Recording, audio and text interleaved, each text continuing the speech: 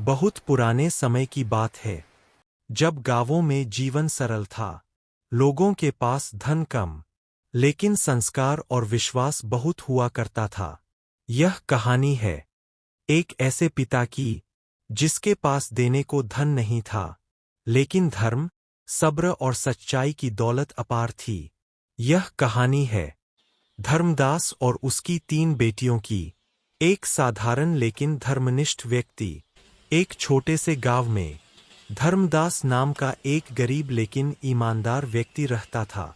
वह रोज सूरज निकलने से पहले उठता, स्नान करता और अपने छोटे से घर में भगवान के आगे दीपक जलाकर कहता, हे प्रभु, मेरे कर्म को पवित्र रखना और मेरी बेटियों की रक्षा करना।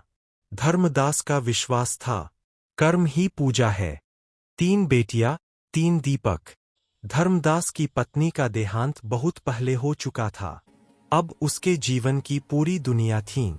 उसकी 3 बेटियां, गौरी, सरस्वती और ललिता।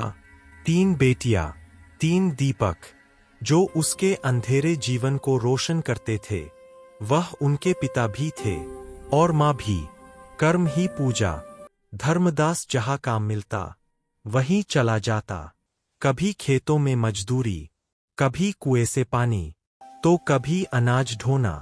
उसके हाथों में छाले थे, लेकिन दिल में कोई शिकायत नहीं, क्योंकि वह जानता था, ईमानदारी से कमाई गई रोटी ईश्वर को सबसे प्रिय होती है। गरीबी की परीक्षा। समय बदला, सूखा पड़ा, काम कम होने लगा, घर में अन्न घटने लगा। बेटियां समझदार थीं, वे आधा खातीं, ताकि पिता भूखा न रहे। धर्मदास यह देखता तो आंखें छुपाकर रो पड़ता। कपटी स्त्री का आगमन। इसी बीच गांव में एक बूढ़ी स्त्री आने लगी। वह धार्मिक बातें करती, भगवान का नाम लेती और मीठा बोलती। उसने कहा, बेटा, 3 बेटियों को संभालना आसान नहीं, मुझे घर में रख लो। भोला धर्मदास मान गया। अधर्म का चेहरा। लेकिन कुछ ही दिनों में उस स्त्री का असली रूप सामने आ गया। वह बेटियों से कठोर काम करवाती, कम खाना देती और अपमान करती। जब धर्मदास घर पर नहीं होता, तो अत्याचार बढ़ जाता। मौन पीड़ा। तीनों बहनें सब सह लेतीं। वे पिता को दुखी नहीं करना चाहती थीं। रात को एक दिए की रोशनी में वे एक दूसरे का हाथ थामकर चुपचाप रो लेतीं। भक्ति और प्रार्थना। हर रात तुलसी के सामने दीपक जलता। तीनों बेटियां हाथ जोड़कर कहतीं, हे नारायण, हमें शक्ति देना, हमारे पिता की रक्षा करना। उनकी भक्ति सच्ची थी और ईश्वर सब देख रहे थे। एक दिन गांव में एक साधु आए। उन्होंने घर का वातावरण महसूस किया। उन्होंने कहा, धर्म की राह कठिन होती है, लेकिन अंत में विजय उसी की होती है। जल्द ही गांव वालों को उस बूढ़ी स्त्री की सच्चाई पता चल गई। पंचायत बैठी, सत्य सामने आया। उस स्त्री को घर से निकाल दिया गया।